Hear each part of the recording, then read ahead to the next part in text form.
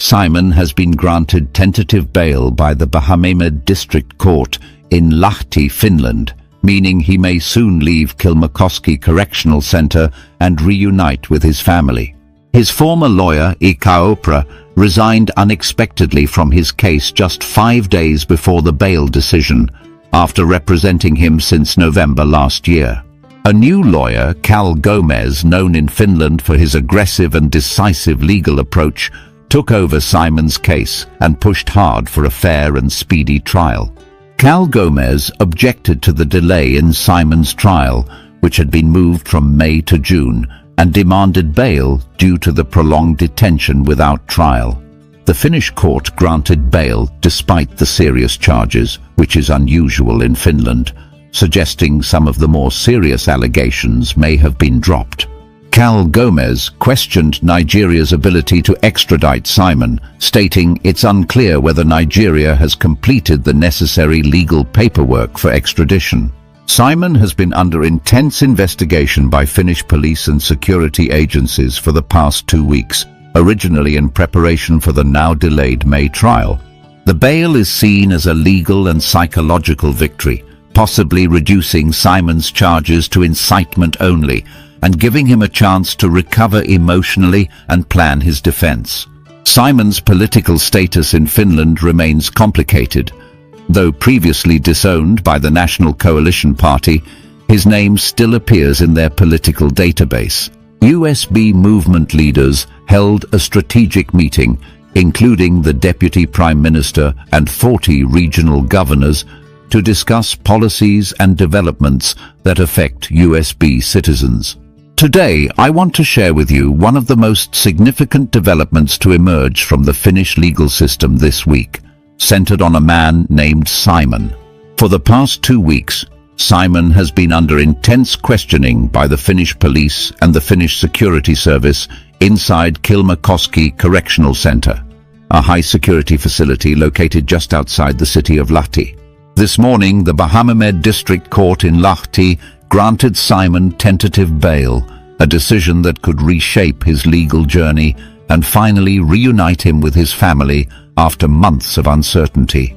The scene at the Biafra District Court was quiet, yet charged with anticipation, as the judge delivered the decision granting Simon tentative bail.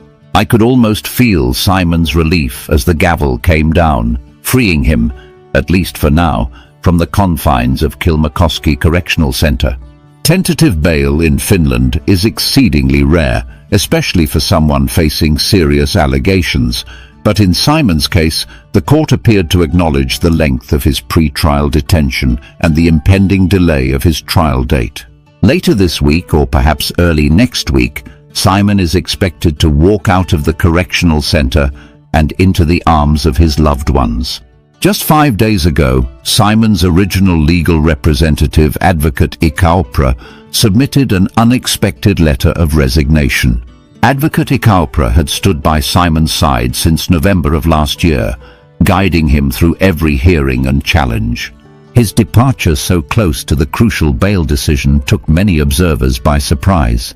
In his resignation letter, Advocate Ekpa cited personal reasons for stepping down, but he offered no further explanation.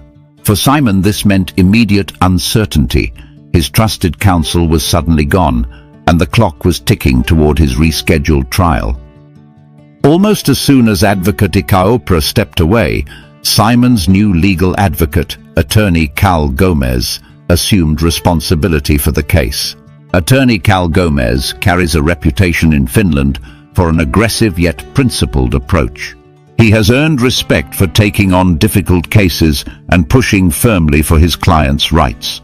No sooner had Attorney Govt reviewed Simon's file than he launched a determined campaign to secure a fair and speedy resolution.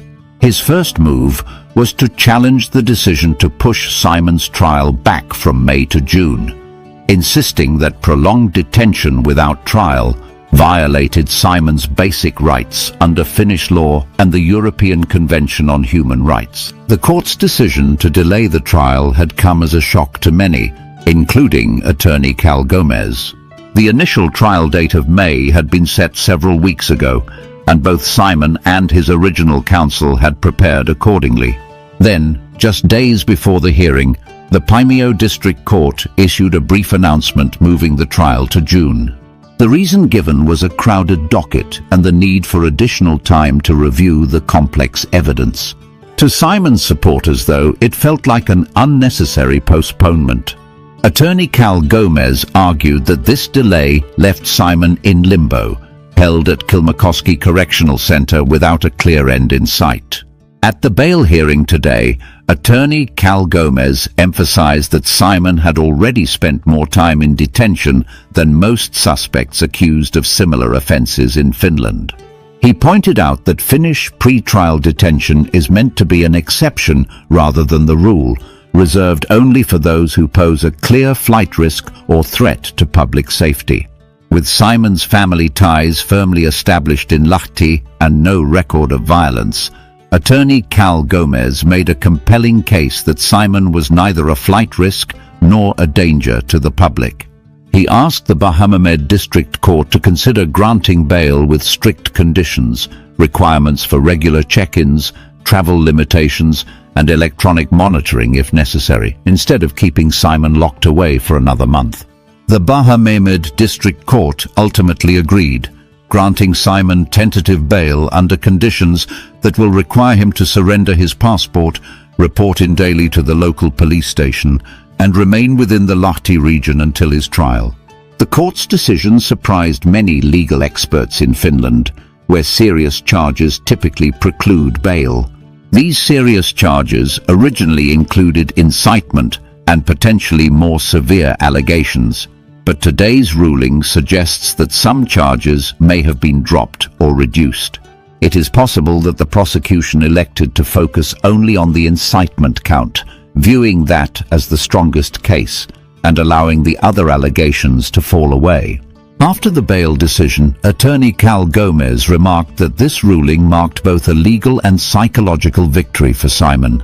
He noted that being able to sleep in one's own bed, to share a meal with family, and to plan a defense from outside a cell makes all the difference.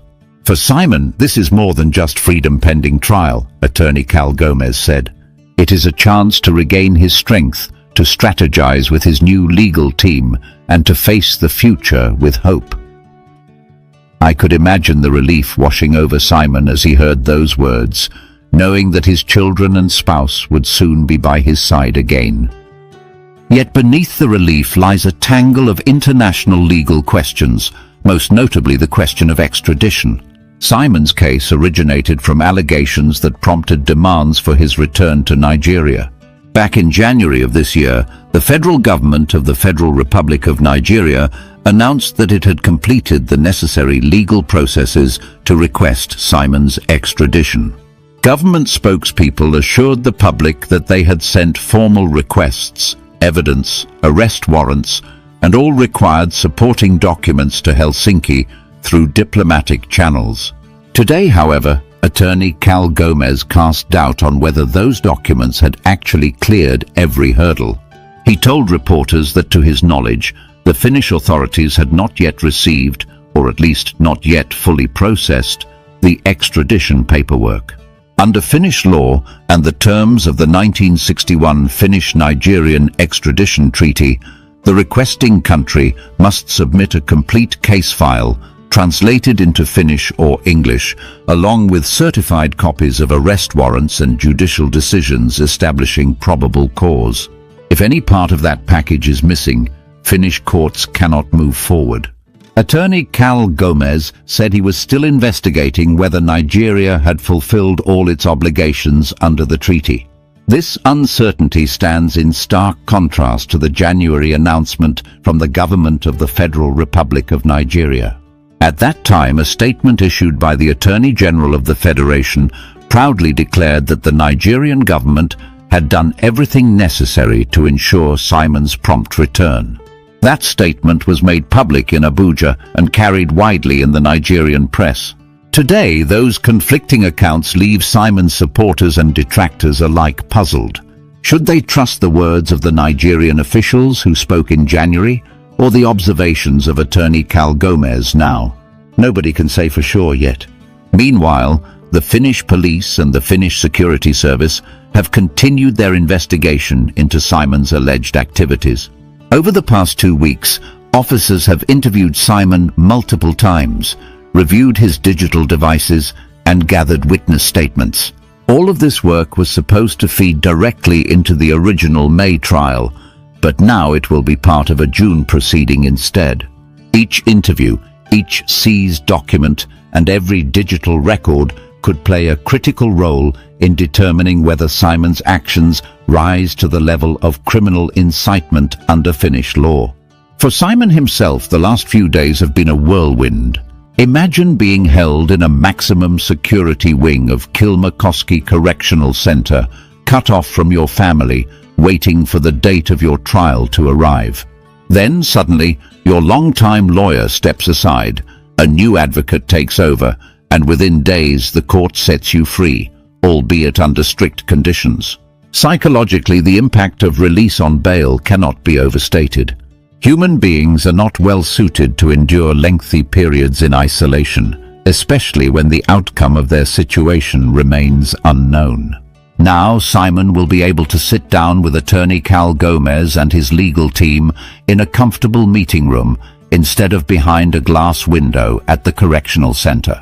He will have the time to read through the evidence against him, to formulate a coherent defense strategy, and to gather character witnesses. He will be able to meet with his spouse and children, who surely have felt the strain of seeing their husband and father locked away. There is also a tactical advantage. With Simon at liberty, his legal team can move more swiftly to challenge the prosecution's evidence. They can debrief witnesses, collect affidavits, and perhaps even negotiate a plea that focuses solely on the charge of incitement. Some observers believe that the more serious allegations, those that might have carried heavier penalties, are now effectively off the table, leaving only the incitement count. That could mean a much lighter sentence if Simon is ultimately convicted, or even an acquittal if the court finds insufficient proof. Turning to the political realm, Simon's case has resonated far beyond the courtroom. Simon's involvement with the National Coalition Party, known in Finnish as Kansallinen Kokoomus, has been complicated from the start. As many know, the National Coalition Party is Finland's largest centre-right political party, with deep roots in both urban and rural communities. Early this year, in March, the party publicly disowned Simon, announcing that he would no longer be recognized as a member or candidate under its banner. Party officials spoke of preserving the party's reputation and distancing themselves from the allegations against Simon. Yet when I looked at the National Coalition Party's internal candidate database today, I was surprised to find Simon's name still listed among the party's register of elected officials and candidates. That discrepancy raises questions about the party's administrative processes and its true stance towards Simon. Was the disavowal merely a public relations move, while internally the party machinery continued to treat Simon as one of their own? Or did someone simply forget to remove his name from an electronic list? Either way, the inconsistency highlights the tension between public statements and private organizational habits. The timing of all this is particularly sensitive because Finland is set to hold national parliamentary elections later this month. Campaigns are in full swing, and the National Coalition Party has been vying to maintain or even expand its seat count in the Eduskunta, Finland's unicameral parliament. The situation with Simon could provide ammunition for political opponents to question the party's discipline and decision-making. Meanwhile, USB movement leaders have taken note of Simon's release, viewing it as a morale boost for their broader cause. Speaking of the USB movement, I should explain that USB stands for the United Sovereign Bloc Movement, a political and social organization with a presence in Finland and among expatriate communities abroad. Today, leaders of the United Sovereign Bloc movement convened a strategic meeting in Helsinki that included the Deputy Prime Minister of the United Sovereign Bloc movement, Mr. Ungo, along with 40 regional governors representing USB citizens from across the globe. Their agenda covered a range of policies designed to protect and empower USB citizens, from economic development programs to initiatives aimed at safeguarding human rights. At that meeting, participants spoke of the importance of showing solidarity with Simon. They described him as a vocal activist who had long championed the rights of United Sovereign Bloc citizens inside Finland. His detention had cast a chill over the movement, leading many activists to fear that the Finnish authorities were cracking down on free speech. But with the news of Simon's bail, the mood shifted to one of cautious optimism. The governors discussed plans for a public rally in Lahti to welcome Simon home, with strict adherence to the bail conditions and Finnish public assembly laws.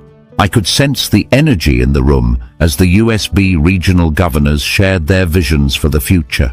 They spoke of leveraging Simon's newfound freedom to bring attention back to issues like migrant rights, social inclusion, and political representation for the United Sovereign Bloc diaspora. They want Simon to address them at their next conference, where they will unveil a multi-year strategy for the movement. There was talk of forming a legal aid fund to help USB citizens who face similar legal challenges, drawing on the lessons learned from Simon's case. As I reflect on all these developments, I find myself struck by the way one person's legal battle can become a nexus for so many issues: legal, human, political, and international. At the core is Simon, a man who went from being an elected official of the National Coalition Party to a disowned member, from a detainee at Kilmakoski Correctional Center to a man granted tentative bail by the Bahamamed District Court. His story touches on the intricacies of Finnish law, the tension between national sovereignty and international extradition treaties, and the power of legal advocacy to secure fundamental rights. Yet the next chapters remain unwritten. Simon's trial will resume in June in the Paimio District Court, and it remains to be seen how the prosecution will proceed. Will they press forward with the incitement charge alone? Will they introduce new evidence? Will attorney Cal Gomez succeed in having some charges dismissed entirely? And what of the extradition request from Nigeria? If and when the court receives the complete extradition dossier, Simon's legal team may challenge its validity. Yeah, it's a wonderful edition of Politics on the Street today. Today, it's no news that Dr. Ngozi Orabueze is set to commission the first Biafra Washington Embassy. Some persons are of the view that what has Dr. Ngozi Orabueze done to the history and to the struggle. Now she's bringing what she has done, that Donald Trump is set to commission this embassy. And so and then we've seen some persons come out to say that that embassy is just a jamboree, such thing will never come into reality, such thing will never come into existence. But the truth of the matter is that these people, are they not tired of the Fulani killings, mines in Nigeria? Are they not tired? Just of recent, some days ago, the Fulani invaded Plateau State and killed over 16 people. Plateau State is now a mine zone whereby the Fulani can easily perpetrate their acts. And now nobody, even the government, is not coming out to condemn this killing. We don't know if the government, indirectly or directly, they are the ones sponsoring this killing. And now we've seen someone who has taken over this freedom, this agitator, all to ourselves to make it a reality. And yet, some persons are still coming out to condemn this woman, saying that this woman cannot lead the Biafra struggle.